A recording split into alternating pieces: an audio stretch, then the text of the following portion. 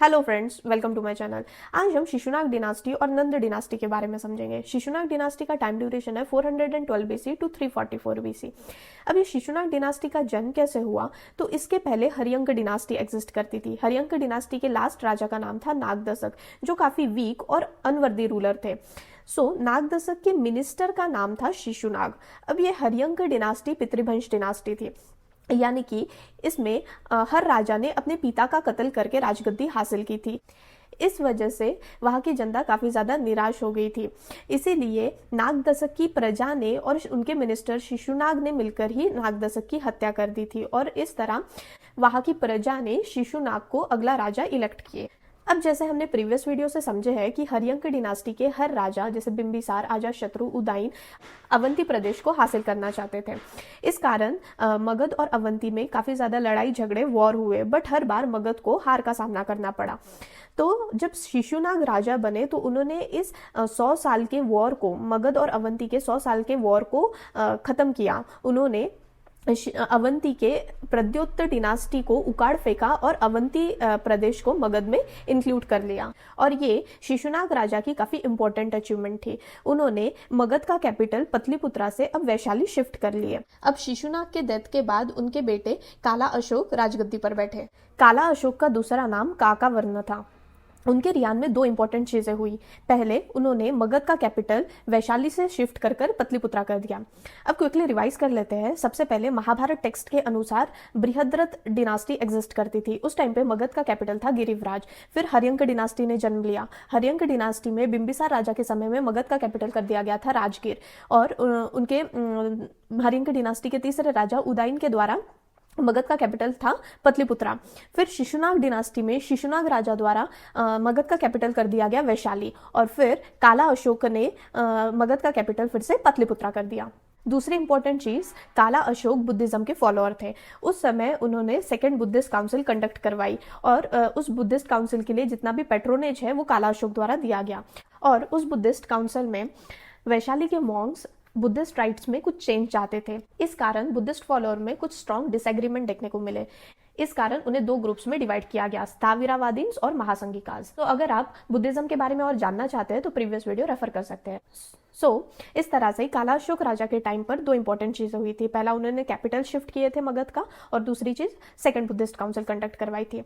अब काला अशोक ने टोटल 28 ईयर्स तक रूल किए थे।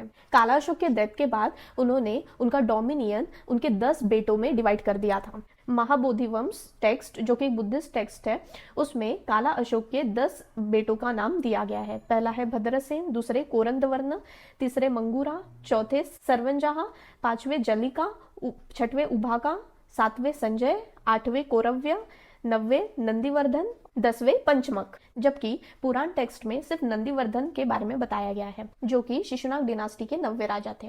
और नंदीवर्धन के बेटे महानंदी ये शिशुनाग डिनास्टी के 10वें और लास्ट राजा थे। और पुराण टेक्स्ट से पता चलता है कि महानंदिन को उन्हीं के इलेगिटिमेट बेटे महापद्मानंद ने मारकर राजगद्दी हासिल की थी। Mahapadmananda was the illegitimate son of Mahanandin and his Shudra wife. And I hope आपको ब्राह्मण, क्षत्रिय, वैश्य, शूद्र इन सब के बारे में पता होगा। अगर आपको नहीं पता तो आप प्रीवियस वीडियो रेफर कर सकते हैं। इस तरह शिशुनाग डिनास्टी के 10वें और लास्ट राजा महानंदिन को उनके ही इलेगिटिमेट बेटे महापद्मानंद ने मार डाला और राजगद्दी हासिल की, और इस तरह जन्म हुआ नंद डिनास्टी का। महापद्मानंद ये पहले राजा बने जो नॉन क्षत्रिय डिनास्टी से बिलोंग करते थे। महापद्मानंद ये काफी पावरफुल राजा थे।